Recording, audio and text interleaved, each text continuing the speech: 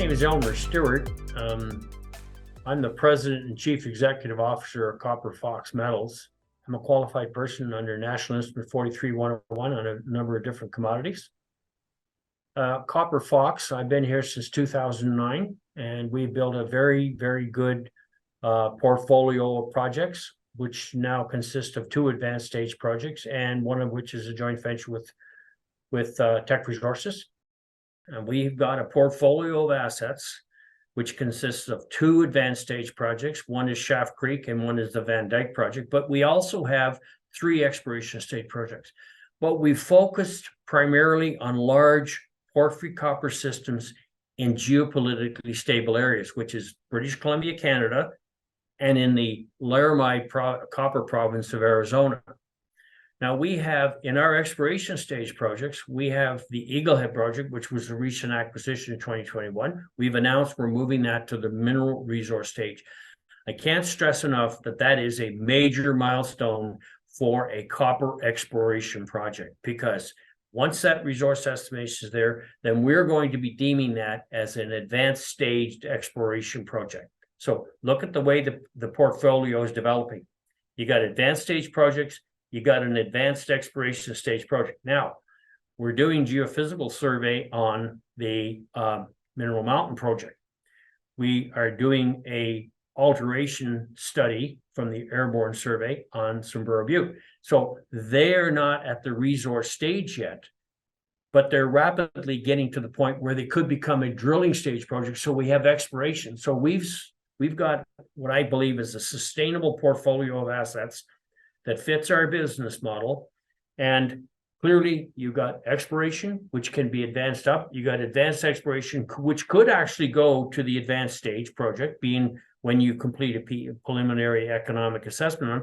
And then you have the 2 advanced stage projects, which we're working on gaining more certainty, more information, and trying to build a better business model on which to increase the value of those 2 advanced stage projects, with the ultimate goal of taking those projects at some point in the future and monetizing those to the intermediate and the senior copper producers.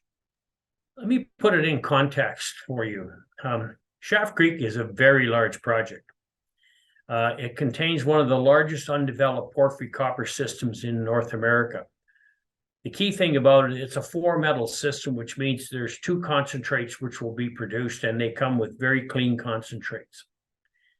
Now, the preliminary economic assessment we did in 2021, at 92% mill capacity, that project is planned, as set out in the PEA, to process 133,000 tons of material through the mill on a daily basis. That makes it probably one of the larger projects that are on the drawing board today. In order to advance projects like this, you need a company like Teck Resources. Teck is the largest integrated base metal company in Canada, and they operate porphyry copper systems in South America and in North America. So clearly they bring the financial wherewithal, the technical wherewithal, and the operating expertise to the joint venture to advance the Schaft Creek project down the road, which could lead to potentially a decision to sanction the project for production. From a junior's perspective, I don't think it gets much better than what we have, the arrangement we have with Teck. And I will also say that working with Teck, in my mind, and I've been in this racket for 48 years, they are a very, very good partner to have in the industry. For them to back in on a 75% ownership of a project the scale of Schaft Creek, it wasn't very difficult to see where they're coming from, because clearly down the road, these projects will become valuable. And if you are bullish on the copper space, which I am quite bullish on for a number of different reasons, then you can see why they would back in for a 75% interest, which is the maximum that they could back in for. But when you look at Copper Fox, I mean, our combined after-tax net present value on our 2 advanced stage projects one of which is fully funded by Teck, which we're not required to put any money into. It's 860 million US dollars. We have 550 million shares issued and outstanding. The insiders own about 60%. So clearly management's goals are aligned with the shareholders' goals. And, because there's not many companies out there where the insiders own 60%. And we gained that by financing the exploration activities as the company since essentially 2009 onward.